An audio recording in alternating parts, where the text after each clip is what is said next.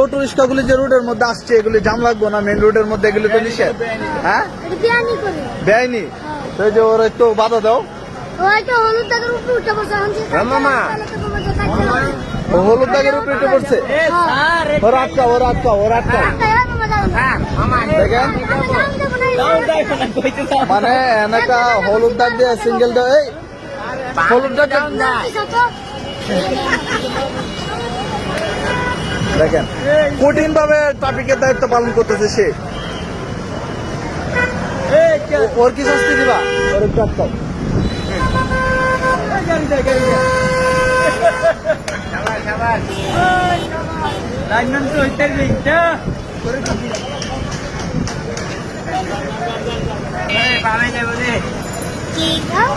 গাড়ি